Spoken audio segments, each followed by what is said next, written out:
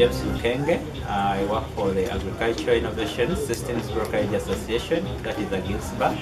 It's based in Bamba, Uganda, Kampala. And we are working with farmers, implementing the Lifelong Learning for Farmers initiative, together with the Commonwealth of Learning and the Makerere University. Presently, we are doing a capacity building training with our Kenyan partners on financial literacy for groups in Kamonkoli, Eastern Uganda. And we hope that when we use this training will build the capacity of the groups to manage their finances and also identify viable ideas and also do proper business planning.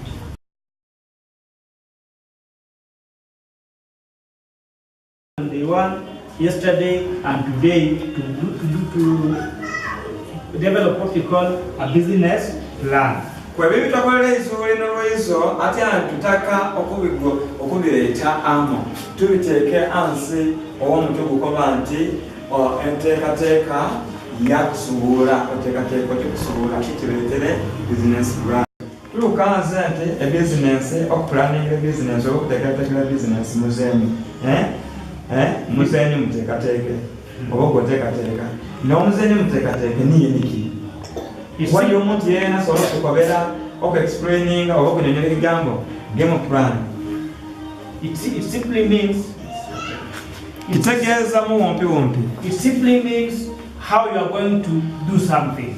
Ekyo kitegeeza mu ngeri ogyoyaba okolamu ekintu kyonkona. Game plan here means, for example, if you are a football team and you are going to play against another team, how do you arrange yourself? How do you plan yourself? A game plan, akazenja ashwetene nti kateekateeke. Tutwale tekwonerako nti nga muli bazenji bamupiira. Mweteekateeka ne mukanze tuli kwa kusamba ttiimu etu oba baneiso bali. Ne tukikole tutya?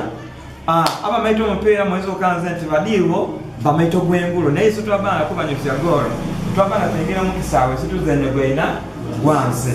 Eyo niye game plan. So there's something that you want to do. You have the idea, you already know the things you want to do, but now can you put them on paper or something that can show this is exactly what I'm going to do to achieve what you have? Waliwo ebintu ebituli kwa kubanga tukola naye atyano tutaka okubiteeka mu nkola oba nga mbimaite naye mbiteeka nti ku lupapula okubiteeka mu order oba mu nteekateeka ng'ebisaanira okola niki okwaba kiringa atyano okuboneka nti otaka ogula emotoka neno tandika n'ogula katima kamupiira gw'emotoka kitegereeka tyano otaka kwalwenyi nga wabenyingi nti tubatandikirako ku katima. That explanation is a roadmap. Enani engeri egeni tusobola okunyonyola eri nti endagirira ekwatagana n'okunzira ekifaananyi okyona nze nti luguudo kitegereeka. I want everyone to see here. So this roadmap, for you to show it to someone, you have to write it down.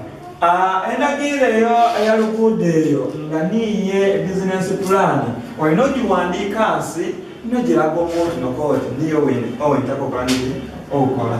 So it is a written document, you have to write it down. Ekyo kiwandiiko kyowandiika ansi oba ku lupapula. And it's developed by you because you are the entrepreneur.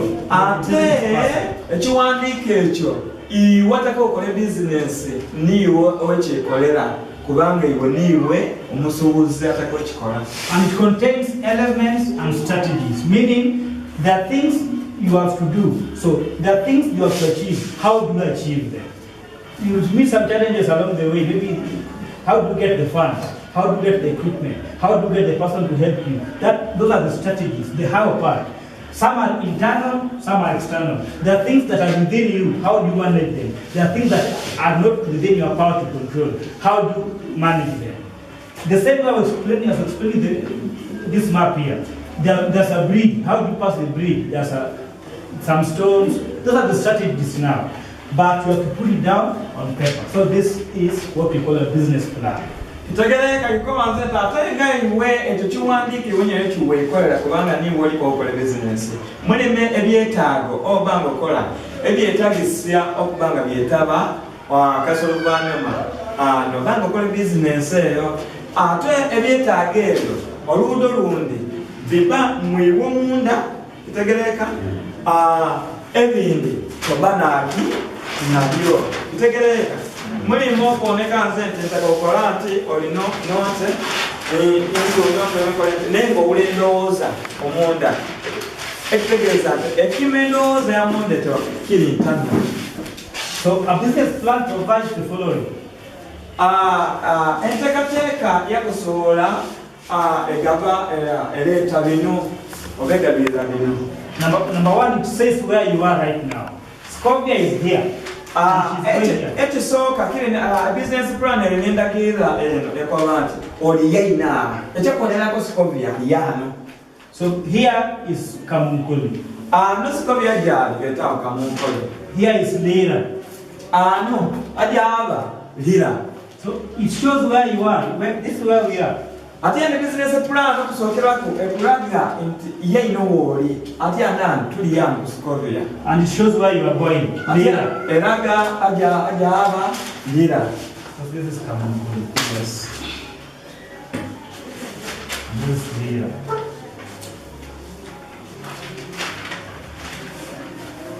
And it shows also how you will get there.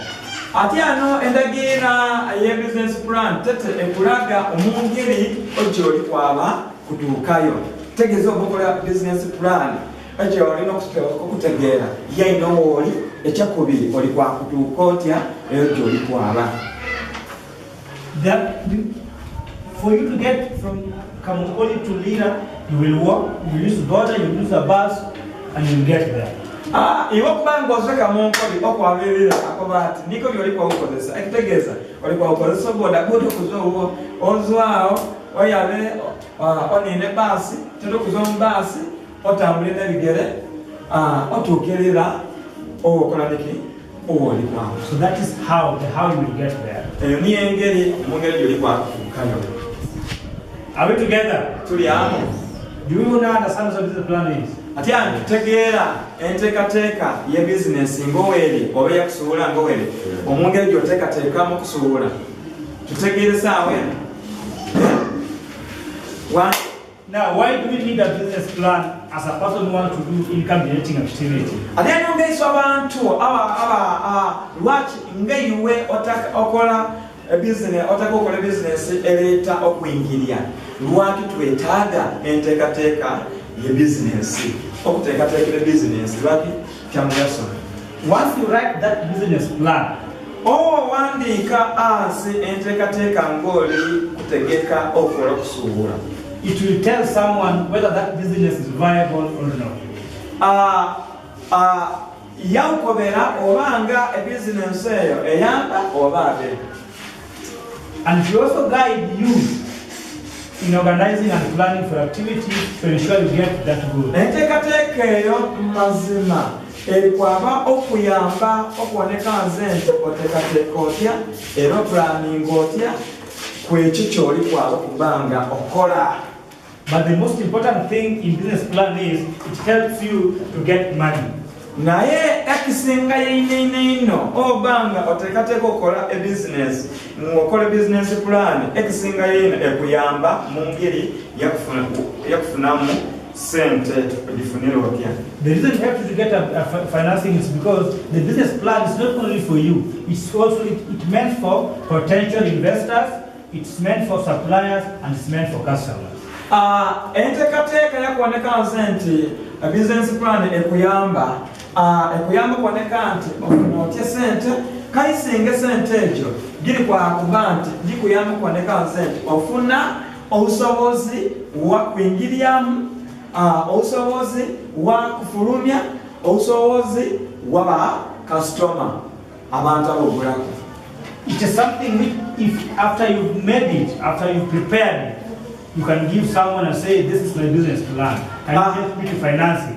oba ng'omalire ogikola ekuyamba ng'osobola kuba omuntu yeeno koba oti niyo enteekateeka yange y'obusuubuzi okwekyo kyendaba kusobola osobola okunyamba nali ngeera ate wa sente giti kubanga olakutumulira sente eitaka lye sente giti tekeso nga owebiri biti. Are we together to that point? Tuyamba banange. So do you now see why it's important to do a business plan? Banange muona obusawa kuoneka nti oba n'enteekateeka yakutegekera okusuubula the business. Because if you make this and take it to those who are funding businesses, be it the government, be it organizations, they can see this is a serious person, and they look at the business plan and say, okay, this is what we propose to do, this is what we propose to get, this is the profit we propose to get. We think this thing is workable. We give you the certain capital either as a loan or as a grant. Kubanga banga tekatekere enteekateeka yakolamu a business okusooka ekyo kikuyamba okutwalira omuntu yeeyena abe kitongole abe gavumenti oba uyambi obuzwa ensa omuwooti ategeera ati bino niyo ebintu omuntu abyakola niki abyataka era abanga nti onto mwezi ali ku mitwalo 7 ataka ente 7 ate totolongeko bantu miliyoni meka 7 kitegereka kiba kyangu ino kuye. The words I am circling, it means they are very important. Ebigambo bino abyali kusanaya kemisetaale bitegeeza nti obanga oteekateeka okusuubula byamugaso ino tegereke. It means they are very important. Number one, if the business plan is well written to show that whatever you want to do is viable, it's doable, and it will bring returns. Secondly, it will help you after you've written it. Now you will start planning according to what you've written. I said I'll do pigs. How many pigs? Let's say I'll start with 20. Now that I have 5, it means I'll still remain with 5 more. So it helps in planning how to get the 5 more. Hallelujah.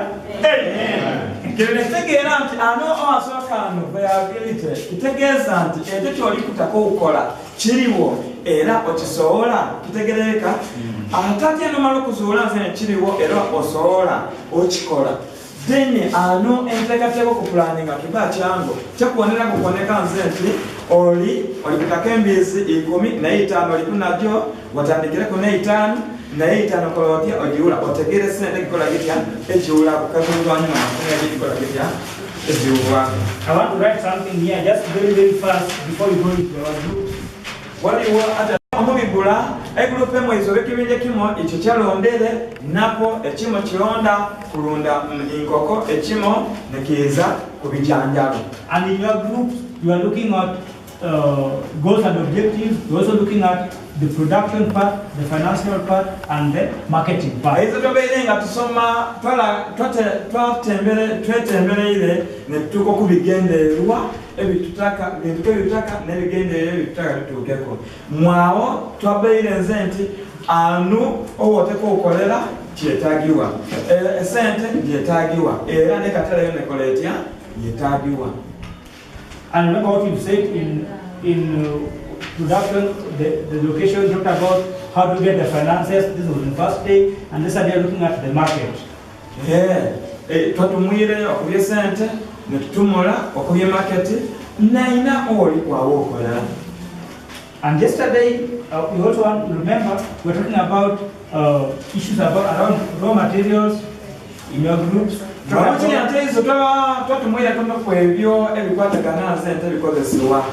what I talked about in equipment? Can you remember? Equipment, You talked about labor. Who will you use in your IGA?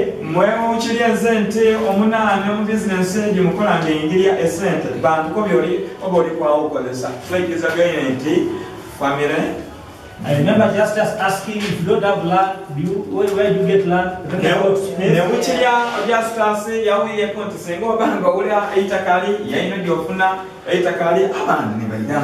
And what are the other overheads that are there? What are the requirements that are there? Who do you need to engage? What do you need to engage? How do you reach out to the government and the officers? these other costs, the transport, all other things. Again, the man to kill a consumer commerce to key every target. Ela, the to cover it. Bang the targets and band to cover to kill that upon the thousand Bakuyamba, Nature, Kaka. Are we together to that point? These are just something to remind you where we are, because when you go to the group, you're going to be all alone. Yeah. This is very important because when you are doing an idea or a business, you want to know where will you be getting money from. Kubanga kino kyamugasa ino kubanga kubanga okola business ebanga ingiriye sente olina okwewulira ekirowoozo nti esente gyaswanga ino egikola ekintu ekyo. I want to give an example. If you are doing value addition on potatoes, singa atakakobawa ekyakwongerako nti singa obanga oli kukola business ey'ebijjo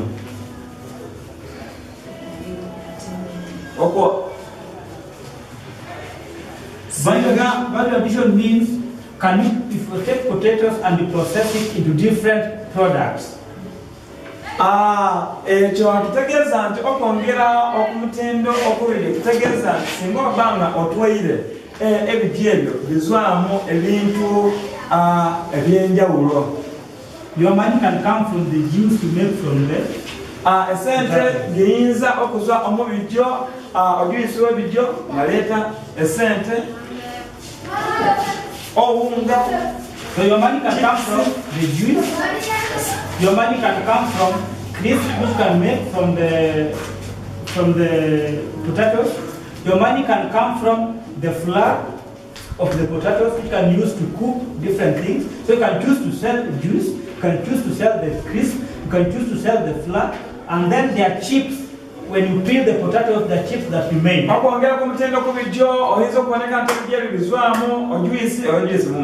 Some peelings, which you can sell. So you can sell virtually everything that comes from potatoes. Chip you see, of salasala, or with your, wunga, with your, see, nikinaki, neba yombiona evio, mutindo, okuzoko, omubijo. So when you're looking at enterprise, look at in this, if this thing I'm doing, what else can bring money from the byproducts?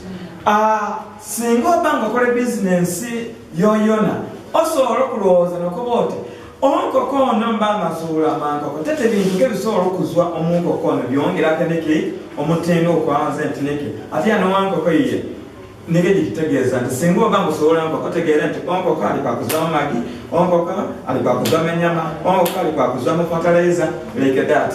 Amaviri, So that can be potatoes. That example can also be if you're doing good rearing. You can either sell the milk, you can sell the young ones, or you can sell the fertilizer, the manure that comes from the droppings of the goat. Tutuale oli mulisia wembulyo. Okitegeera nti oyinza okutunda oba baana, oba osobola okumutunda ye, oba osobola okutunda enaani, ofertilizer embuli sisye egiza omwoki oyo fertilizer. N'esoyiso eyo tumuleka yaawo tetwokwata nti kwakusuka omusero mutaata toola omukyafu neki.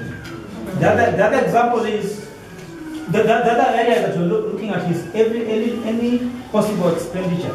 Anything that you spend money on in that particular enterprise, you need to list all of them. Buli kintu kyonkyona okyofulumiryako esente, okyokwata sente ogula nga olukole business eyo owandiika nsi.